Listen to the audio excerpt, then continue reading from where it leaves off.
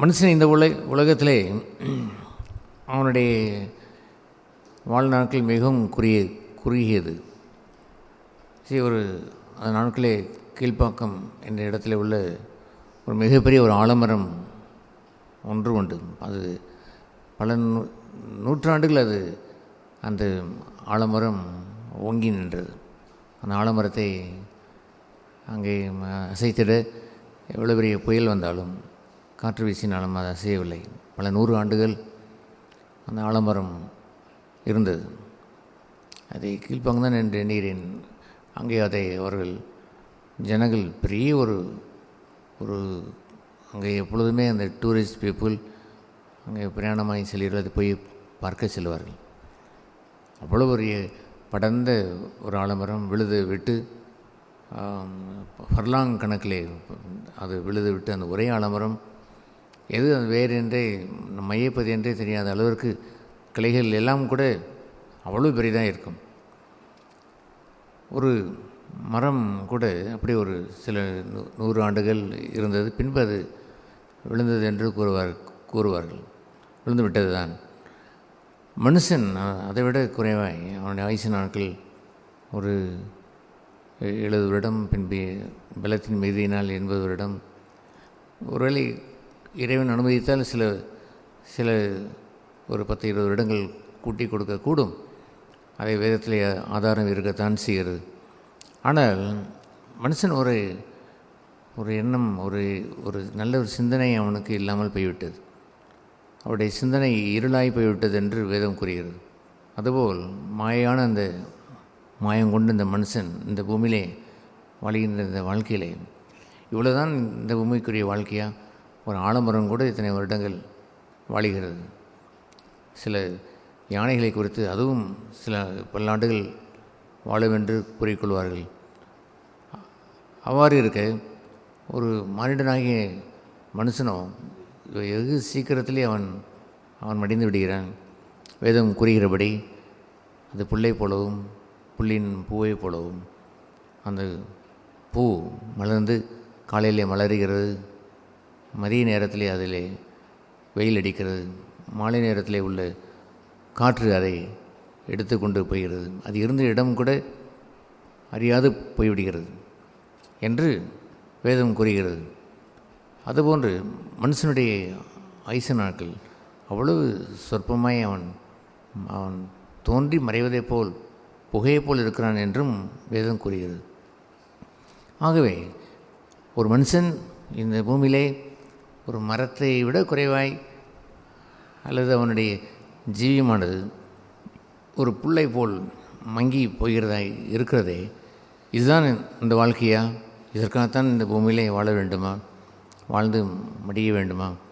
இந்த குறுகிய அந்த வாழ்க்கைக்குள்ளாக அவன் படித்து பட்டம் பெற்று ஒரு வேலையை வாங்கி பின்பு அவன் திருமணம் செய்து அதை பிள்ளைகளை பெற்று அதற்கு அவன் திருமணம் செய்து அவன் அது மடிந்து போகிற வாழ்க்கை தான் இந்த உலக வாழ்க்கைக்குத்தான், அற்ப வாழ்க்கைக்குத்தான் வாழ வேண்டுமா என்று ஒரு கேள்வியை அவன் கேட்க தவறிவிடுகிறான்.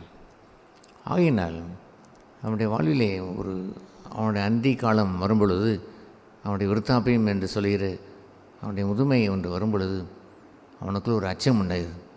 அடடே, சீக்கிரம் மறித்து விடுவோம், எங்கே போவோம் என்பதை போன்ற அவனுடைய உள்ளத்திலே ஒரு குழப்பம், அது ஒரு அச்சம் அவனை ஆட்டி படைக்கிறது.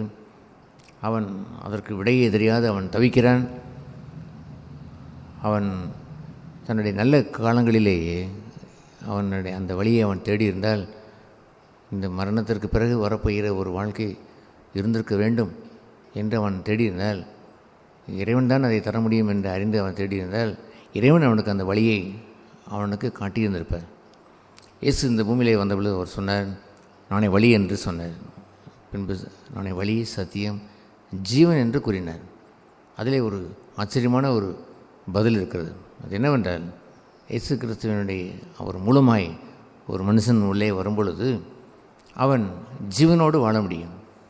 செத்து போகிற மனுஷன் பிறந்தான், அவன் இறந்தான் என்று சொல்கிற அவனுடைய ரெக்கார்டு மாறி பிறந்த அவன் தெய்வத்தின் மூலமாய் என்றென்றும் ஜீவன் கொண்டவனாய் வாழ முடியும், என்றென்றும் உயிர் உள்ளவனாய் நித்திய ஜீவனுக்குரியவனாய் அழியாத ஜீவனை உடையவனாய் இயேசு கிறிஸ்து எப்படி இந்த பூமியிலே மனுஷனுக்காக அவனுடைய பாவம் மன்னிப்பிற்காக அவர் மரித்து பின்பு அவர் 3ஆம் நாளில் உயிரோடு எழுந்து நேற்றும் இன்றும் என்றும் மாறாதவராய் உயிரோடு இருக்கிறாரோ, அதே போலவே அவர்களும் இயேசுவின் வழியிலே வரும்பொழுது என்றென்றும் உயிரோடு இருக்கக்கூடிய அந்த ஜீவனை கண்டடைய முடியும் என்பதை அவர்கள் காண முடியாமல் போய்விடுகிறது.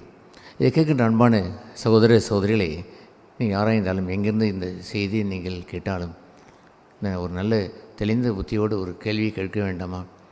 ஒரு ஆலமரம் கூட சில 100 வருடங்கள் வாழுகிறது. யானை கூட பல வருடங்கள் 100 வருடங்கள் வாழ்ந்து விடுகிறது. மனுஷனுக்கு அது கூட இல்லையே. சீக்கிரத்தில் மரித்து போகிற இந்த மானிட வாழ்க்கை இதுதான் ஜீவியமா, இதுதான் வாழ்க்கையா என்ற ஒரு கேள்வி வேண்டாமா? கேள்வி கேட்க வேண்டாமா? இதை தாண்டி ஒரு நிரந்தரமான ஒரு ஜீவன் இருக்கிறதா என்று அவன் அறிய வேண்டாமா? இதெல்லாம் கேட்டிருந்தால் அவன் கேள்விப்படுகிற இயேசுநாதர் இந்த பூமியிலே வந்து மரித்து உயிரோடு எழுந்தார் என்ற அந்த செய்தியை கேட்டவுடன் மிகுந்த ஆச்சரியம் அடைவான். அதை அவன் பரவசமாய் அதை ஏற்றுக்கொள்வான். இதுதான் எனக்கு வேண்டும் என்று அவரிடத்திலே வருவான். அவர் சொல்லுவார், என் மூலமாய் நீங்கள் வந்தால் நான் உங்களை ஜீவனுக்குள் நடத்துவேன், நித்திய ஜீவனுக்குள். வேதம் கூறுகிறபடி யோவான் 3ஆம் அதிகாரம் 16ஆம் வசனத்திலே வாசிக்கிறபடி தேவன் தன் ஒரே பேரான குமாரனை இயேசு கிறிஸ்துவை தந்தருளி நாம் கெட்டு போகாமல் ஜீவனை அடையும்படி, நித்திய ஜீவனை அடையும்படிக்கு இவ்வளவாய் நம்மை அன்பு கூர்ந்தாரே, அந்த தெய்வ அன்பை புறக்கணித்து விடாதபடி, உதாசீனம் செய்து விடாதபடி நாம் பிழைத்து வாழ முடியும், ஜீவன் பெற்று வாழ முடியும். இந்த ஜீவன் எனக்கு இருக்கிறது என்று அறிந்து, இயேசுநாதருடைய ஜீவன், அவர் தந்த நித்திய ஜீவன் எனக்கு இருக்கிறது என்று அறிந்திருக்கிற ஒரு மனுஷன் இந்த பூமியிலே யாதொரு சம்பவத்திலேயும் அவனுக்கு மரண பயம் வருவதில்லை. மரண பயம் அவனை ஆட்கொள்வதில்லை. என்ன நடக்குமோ, ஏது நடக்குமோ, என்ன விபத்தோ, என்ன நோயோ என் உயிரை பறித்து கொண்டு போய்விடும் என்ற எண்ணம் அவனுக்குள் வருவதில்லை. அது ஏனென்றால் அவன் ஒரு விடையை கண்டுபிடித்து விட்டான். அது என்ன விடை?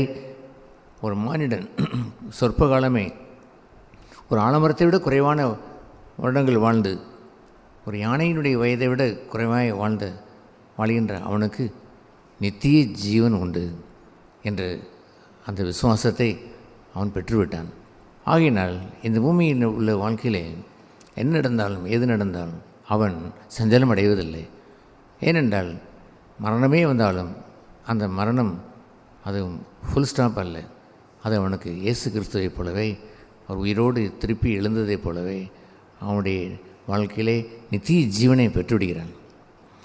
இதை கேட்க அன்பான சகோதர சகோதரிகளே, இதற்கு பெயர் நற்செய்தி என்று பெயர், நல்ல செய்தி என்று பெயர்.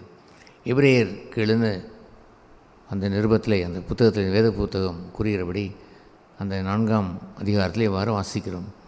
இந்த எபிரேயர் 4ஆம் அதிகாரத்தில் அவர் இந்த நற்செய்தியை குறித்து தான் அவர் கூறுவார். அவ்வாறு கூறும்பொழுது என்ன இருக்கிறது என்று சொன்னால், இவ்வளவு பெரிய நற்செய்தியை அவர்கள் கேட்ட பிறகும் அநேகர் விசுவாசிப்பதில்லை என்று அங்கே எழுதப்பட்டிருக்கிறது. அந்த 4ஆம் அதிகாரம் 2ஆம் வசனத்திலே சுசேஷம் அவர்களுக்கு அறிவிக்கப்பட்டது போல நமக்கும் அறிவிக்கப்பட்டது. கேட்டவர்கள் விசுவாசம் இல்லாமல் கேட்டபடியினால் அவர்கள் கேட்ட வசனம் அவர்களுக்கு பிரயோஜனப்படவில்லை. இதை கேட்டெல்லாம் இந்த ஒரு நற்செய்தியை, மிகப்பெரிய ஒரு நற்செய்தி என்று இந்த உலகத்தில் எத்தனையோ செய்திகள் உண்டு. நல்ல செய்தி தான். ஒரு குழந்தை பிறக்கும் பொழுது ஆண் குழந்தை என்று சொன்னால் ஆடரே நல்ல செய்தி என்று சொல்கிறார்கள். சுகப்பிரசவம் என்றால் நல்ல செய்தி என்று சொல்கிறார்கள். போன காரியம் என்னாச்சு என்று கேட்டால் நல்ல செய்தி கொண்டு வந்திருக்கிறேன், எல்லாம் நாம் நினைத்தபடி நடந்துவிட்டது என்று கூறுகிறார்கள். அதெல்லாம் மாயையான, மறைந்து போகிறது இந்த உலகத்தில் உள்ள சில நற்செய்திகள் என்று அவன் சொல்லிக் கொள்கிறான். ஆனால் வேதம் சொல்வது என்னவென்று தெரியுமா? சுவிசேஷம், சுபிட்சமான, நிரந்தரமாய் மங்களம் மாறாத, என்றென்றும் நிலைத்து நிற்கிற ஒரு செய்திக்கு பெயர் தான் சுவிசேஷம் என்று பெயர். அந்த மாறாத, மகிமையான, நிரந்தரமான, நித்தியானந்த பேரின்ப சுவிசேஷம் என்று இதற்கு பெயர். இந்த சுவிசேஷம் என்ன கூறுகிறது? நாம் முதலில் கூறியதைப் போலவே நமக்கு ஜீவன் தெரிகிறது.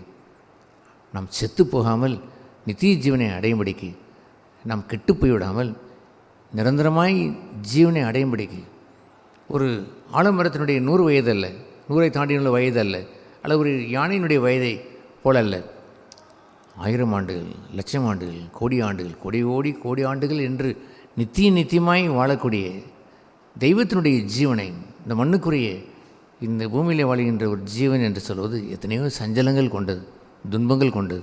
ஆனால் அதுவோ யாதொரு கண்ணீரும் வேதனையும் இல்லாத அந்த பரம ஜீவனுக்குள் நாம் பிரவேசிவிட முடியும்.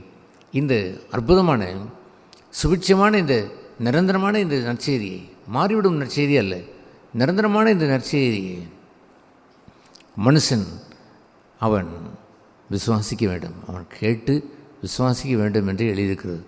அது ஏனென்றால் இங்கே எழுதியிருக்கிற ஒரு திருஷ்டாந்தத்தின்படி இந்த சுவிசேஷம் அவர்களுக்கு அறிவிக்கப்பட்டது போலவே நமக்கும் அறிவிக்கப்பட்டது என்று அவர் கூறுவது, அதற்கு முந்தின அதிகாரத்தில் உள்ள ஒரு பகுதியை அவர் குறிப்பிட்டு கூறுவார்.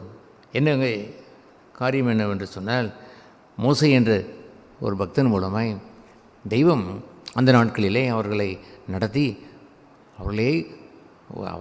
அவரே நடத்தி ஒரு 6 லட்சம் புருஷர்கள், பின்பு பெண்கள், பின்பு மனைவியர்கள், பின்பு உள்ள வாலிபர்கள், பின்பு உள்ள குழந்தைகள் என்று பெரும் கூட்டத்தை தெய்வமே ஒரு ஆளை வைத்து, ஒரு மோசே என்ற பக்தனை வைத்து நியமனம் செய்து அவரை கொண்டு நடத்தி கொண்டு போவார், அவரே நடத்துவார்.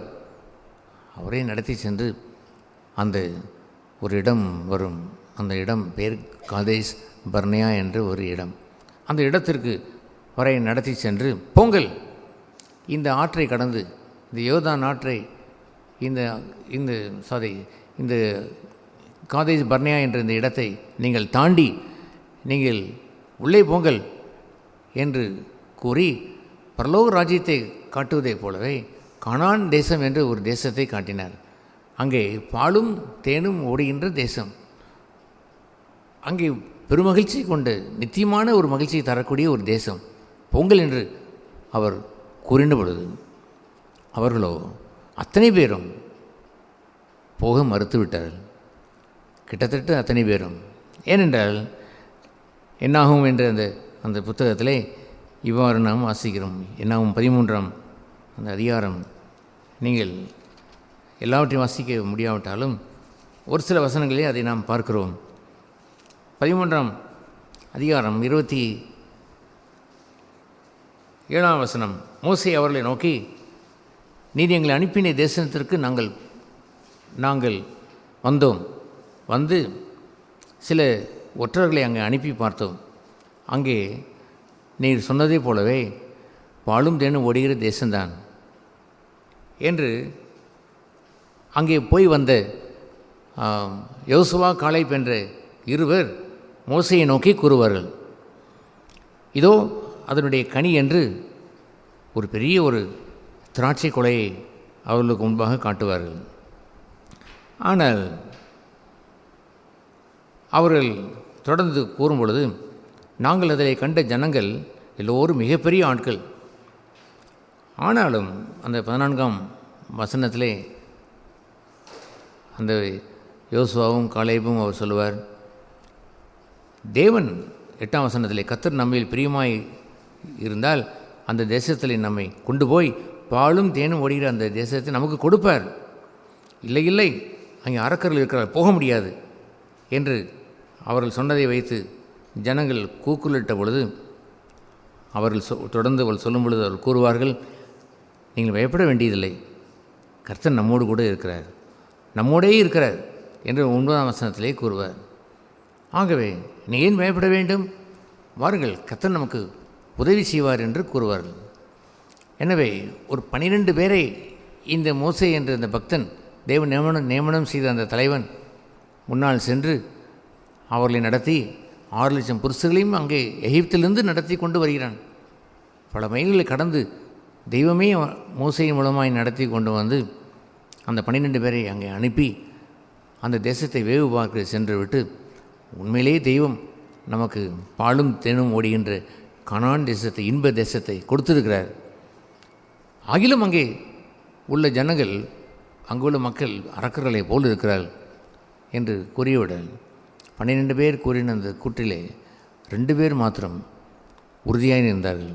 மீதி இருந்த 10 பேரும் இல்லை இல்லை, அந்த அரக்கர்களை ஜெயித்து போவது கஷ்டம் என்று கூறின பொழுது இந்த யோசுவாவும் காலேபும் கூறுவார்கள், இல்லை பயப்படாதீர்கள், கர்த்தர் நம்மோடு இருக்கிறார், அவரை மேற்கொண்டு நாம் பெற்றுவிடலாம் என்று அவர்கள் கூறினார்கள்.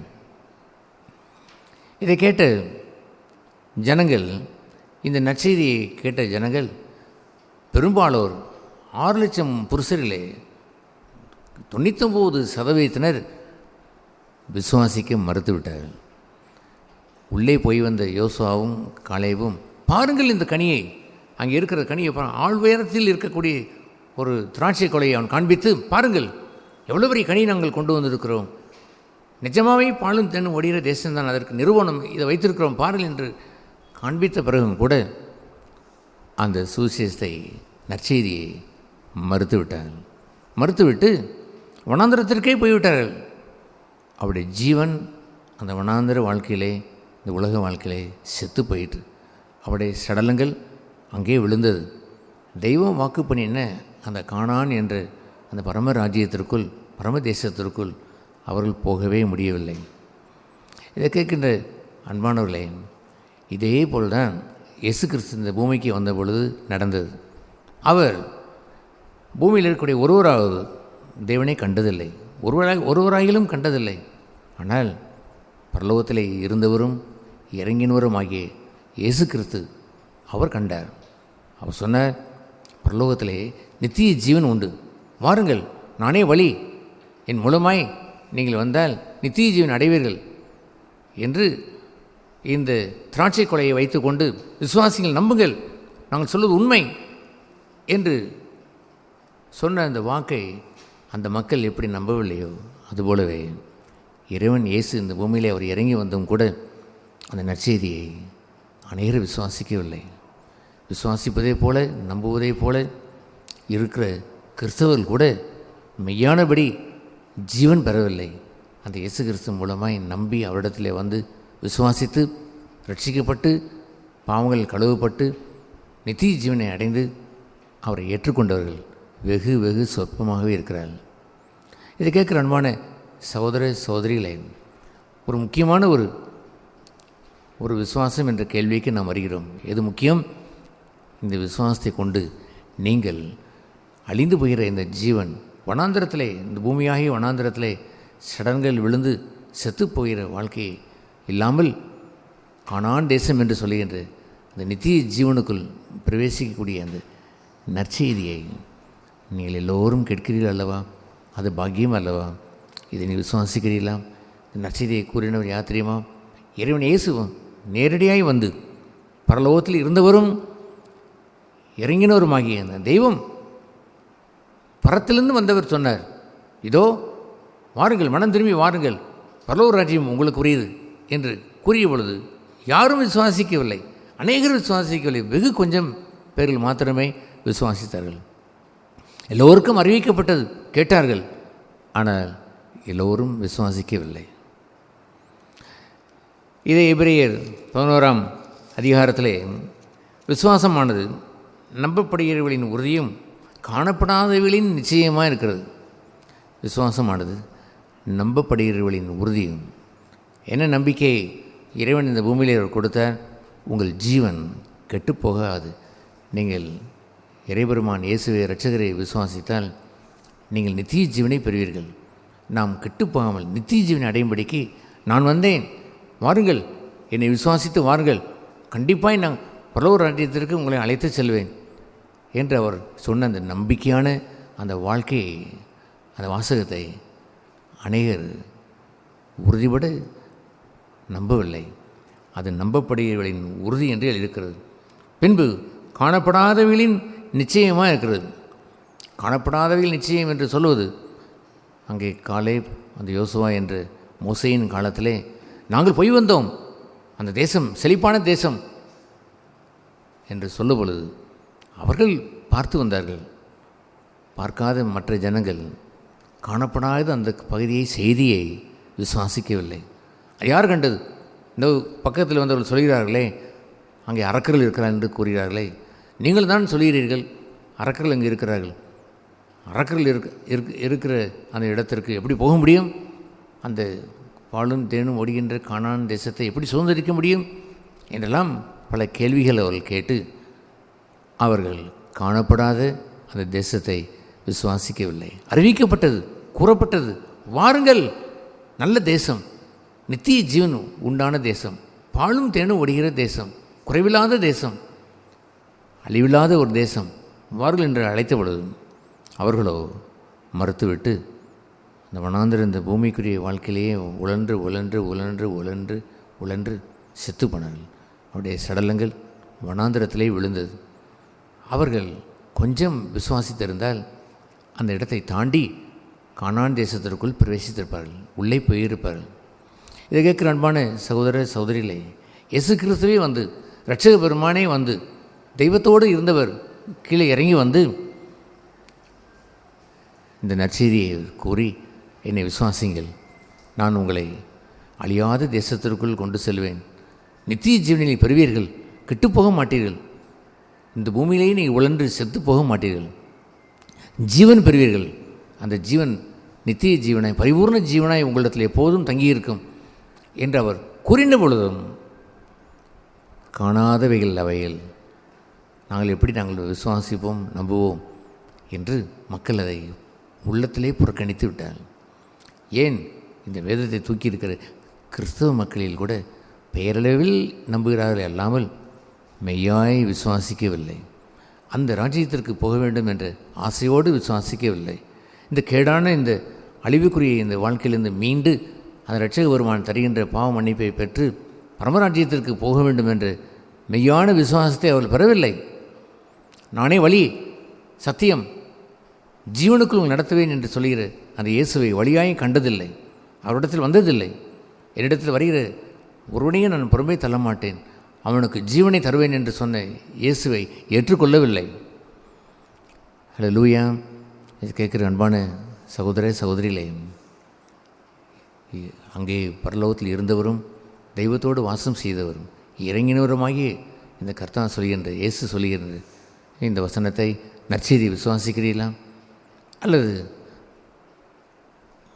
காணப்படாதவைகள் அவைகள் நாங்கள் பார்க்கவில்லை, அவர் சொல்கிறார், நாங்கள் விசுவாசிக்க மாட்டோம் என்று சொன்னால், அதைத்தான் பழைய ஏற்பாட்டிலே மோசே என்ற பக்தன் மூலமாய் திருஷ்டாந்தப்படுத்தி நேரடியாய் பார்த்து வந்த காலேபும் யோசாவும் கொண்டு வந்த பாலும் தேனும் ஓடுகின்ற அந்த தேசத்தை அறிவித்த பிறகும் கூட நாங்கள் காணவில்லை, ஆகியால் நாங்கள் விசுவாசிக்க போவதில்லை என்று அவர்கள் சொல்லி கண்டு அந்த வனாந்திர வாழ்க்கையில் தான் உழன்று போய் செத்து போனார்கள். அவருடைய சடலங்கள் நித்திய ஜீவனை அடைய முடியாமல் போனது. பேரானந்தத்திற்குள் அவர்கள் பிரவேசிக்க முடியவில்லை. எங்கும் உள்ள மக்களுக்கு இறைவனை இப்பொழுது அறிவிக்கிற செய்தி என்னவென்றால், மனம் திரும்புங்கள், வாருங்கள், திரும்பி வாருங்கள், இந்த உலக ராஜ்யத்தை விட்டு திரும்பி வாருங்கள், அழிவுள்ள இந்த உலகத்தை விட்டு திரும்பி வாருங்கள், நித்திய ஜீவனை நான் உங்களுக்கு தருவேன் என்று அழைக்கின்ற அந்த பரமராஜ்யத்தினுடைய தேவலோக ராஜ்யத்தினுடைய தேவராஜ்யத்தினுடைய சுவிசேஷத்தை அநேகர் கேட்கிறார்கள். கிறிஸ்தவர்களோடு கேட்டும் காணாதவைகளை விசுவாசிக்க மனதில்லை. நம்பப்படுகளின் உறுதியும் காணப்படாதவர்களின் நிச்சயத்தை கொண்ட அந்த விசுவாசம் அவளுக்கு இல்லாமல் போய்விட்டது. இந்த நல்ல விசுவாசத்தை பெற்ற ஜனங்கள் பாக்கியவான்கள். அவர்கள் ஜீவனை கண்டடைந்தவர்கள். அது அவர்களுக்கு நித்திய ஜீவனாய் என்றென்றும் நிலைத்து நிற்கும். இந்த அற்புதமான இந்த சுவிசேஷத்தை இயேசுபிரான் இந்த பூமிக்கு கொண்டு வந்தது ஒரு கிறிஸ்தவர்களுக்கு என்று இல்லை, உலக மக்கள் அனைவருக்கும் கொண்டு வந்தார். இதை கேட்கின்ற நீங்கள் யாராயிருந்தாலும் இதை விசுவாசித்தால் பிழைத்திருப்பீர்கள், நித்திய ஜீவனை அடைவீர்கள். இறைவன் உங்களை ஆசீர்வதிப்பாராக.